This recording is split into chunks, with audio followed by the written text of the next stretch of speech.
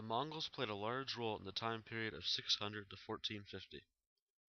They were a nomadic people that managed to take over nearly all of Eurasia to create the largest contiguous empire ever known to man.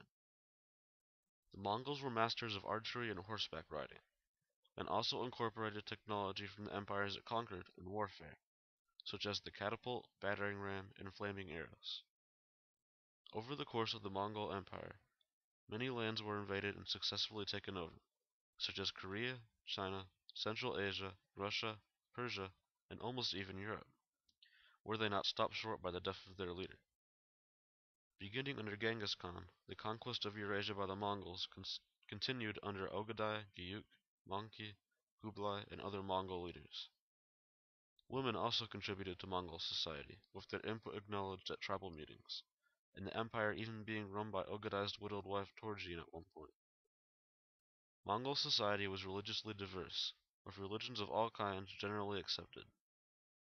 In fact, the Mongols were basically alright with whatever the people of their newly conquered territories did, so long as they paid them tribute. The Mongols took advantage of people from each region's skills to back up their own military prowess, such as the Muslims' administrative abilities and the crafting techniques of the Chinese. The Mongols really just ruled by fear, keeping everyone from rebelling through shows of force. In fact, the Mongol rule was so peaceful that it contributed greatly to trade. Because the Mongol rule kept everybody peaceful, trade flourished between regions that previously would have been filled with middlemen, slowing the process down. At the same time, the exchange of cultures and ideas took place on a massive scale along the Silk Road. However, at the same time, in order to maintain control over the lands they held, the Mongols restricted them in some areas, basically keeping them somewhat dumber than they were before, to make them easier to rule and slowing progress. This is evident today in parts of Asia and Russia, as they are still noticeably behind more modern parts of the world, such as Europe and North America today. While the Mongols' Silk Road peace let goods and ideas spread easily, it also allowed disease to spread quickly. The Black Plague spread extremely fast, thanks to the ease of travel the Mongols afforded people, and caused huge death tolls everywhere that it hit. Basically, Mongol control of the Silk Road made it considerably easier to do business, learn new ideas from abroad, or get sick. Mongol occupation of China and Russia was pretty different. Russia was occupied by the Mongols and was basically left alone outside of being burdened with heavy taxes to be paid to the Mongols. These taxes were collected by a few of rich upper-class nobles in charge of taxing the rest of the population. In order to make more money for themselves, these nobles jacked the taxes up beyond what the Mongols asked of them, and skimmed the extra off for themselves.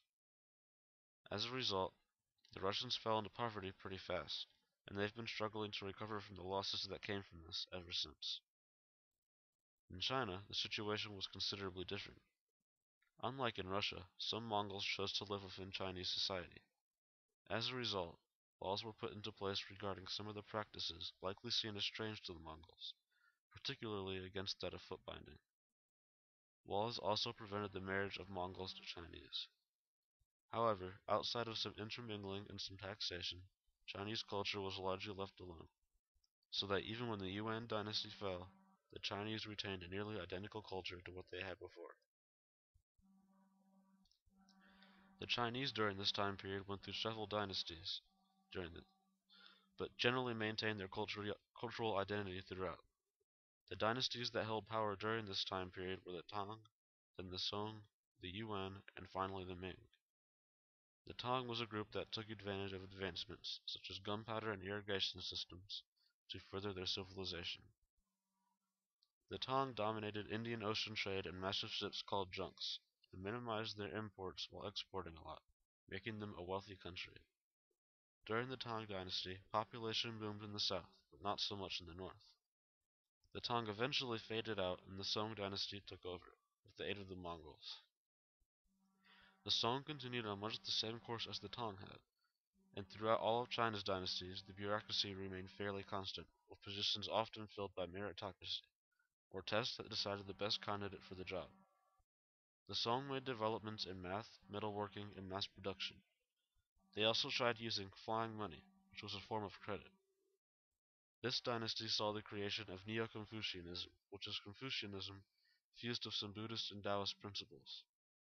The Song dynasty eventually collapsed and fell to the Yuan dynasty, which is essentially a Mongol puppet dynasty.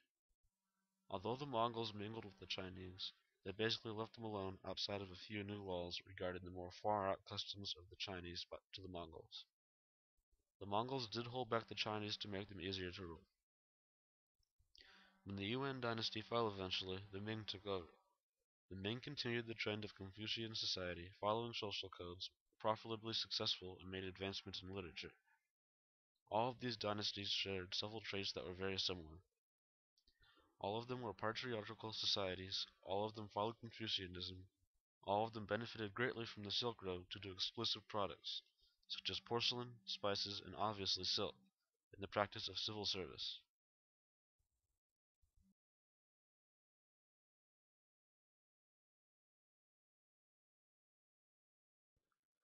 The Chinese and Europeans maintained trade relations with many places across the world. However, during this time period, trade in the Indian Ocean was very lucrative. These two regions differed in their presence in the Indian Ocean pretty greatly. The Chinese took advantage of their huge trading ships, the junks, and traded with many places along the Indian Ocean's coastline. These places included Japan, Korea, and Vietnam. The Europeans, on the other hand, were considerably more focused on their trade in the Mediterranean than in the Indian Ocean, and so had a comparatively smaller market presence.